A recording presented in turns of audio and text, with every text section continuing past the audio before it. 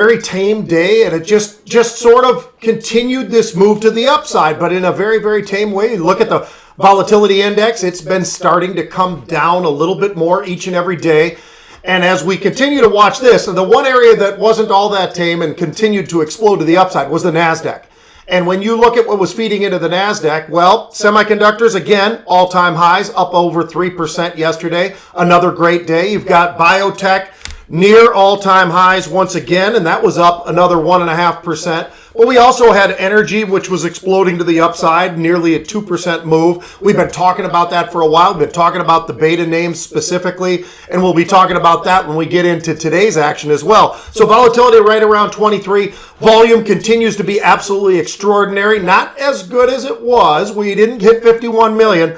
38 million yesterday, which is a monstrous number. And as a matter of fact, Apple was leading the charge yesterday with 1 million, but that gives you a certain sense of what's really going on. So with Apple only trading 1 million contracts, and then Tesla under 1 million, 825,000, GM was next, and GM's been absolutely on fire. We've been talking about the consistency of the option activity that has been flowing there. Yesterday, another great example of that, multiple hits looking for more upside out of GM, and a very, very tactical move by the traders that are part of what's been involved in a lot of this unusual option activity, because they've been closing one and opening another. In other words, they are selling out of where they were on some great gains because the stock has been moving to the upside at a rapid pace and rolling up. And we talk about this all the time here at Market Rebellion, where you're buying back, rolling up, and rolling out oftentimes as well. Buying a little bit of extra time, buying a little bit more upside, expecting to see more, but the disciplined move of taking some of that off. So technology yesterday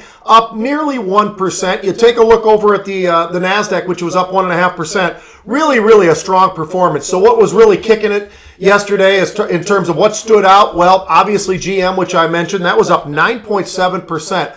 But what wasn't getting talked about was CarMax. How about CarMax being up 9.5%? So a really big couple of moves. Now, I talk about the semiconductors. Some of the most interesting ones have been the names that get less conversation, especially on the networks. I don't care if it's Fox Business or CNBC or whomever.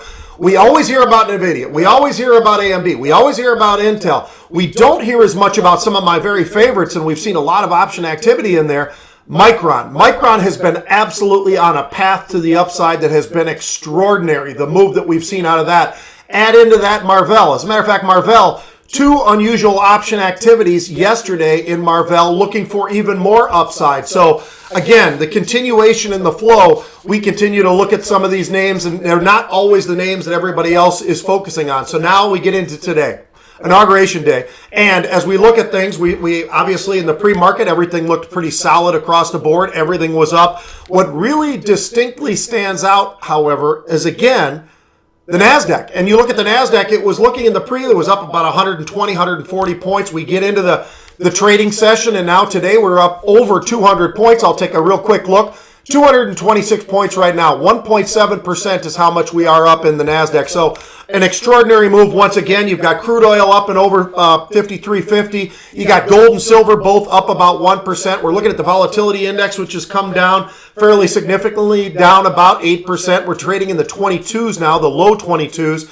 10-year near highs as well. So you got some weakness in the financials. That's to be expected. That has had an absolutely unbelievable catapulting run since November for the financials. And even with some of the strong numbers, we've seen that pull back a little bit, all to be expected. That has been an unbelievable run we've seen out of that.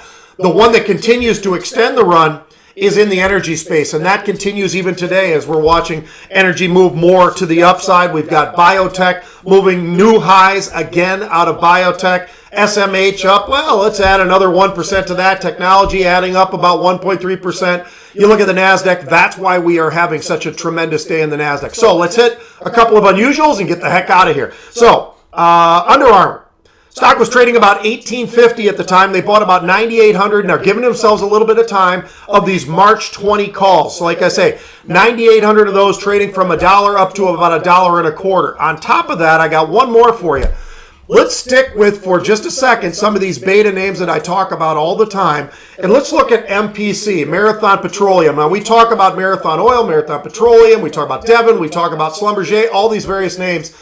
This one hit again, and what they're doing is rolling out, like we talked about just a minute ago, rolling out of one position, rolling up to another. They're in the same month. They're going out in March, but they're April rather. They're going out of selling the April 45 calls. 20,000 of those were sold. And why were they doing that? To take profits off the table. They still want to be there. A buyer of 30,000 April 50 calls in MPC. So some massive trading going on out in the energy space. We've been watching this for a long time. These beta names specifically are the names that have been the most targeted by a lot of this option activity that we're seeing. Get more bang for your buck. You already get that with the option side, and you add the beta. Now you are really talking about some incredible moves when we get those moves to the upside. So we'll see if that can continue, but they are buying a little bit of time. These are not expiring this Friday. They are not expiring next Friday, the 29th. They are going out all the way into March expiration cycle, so that does buy you a little bit of time. I'm Pete Najarian.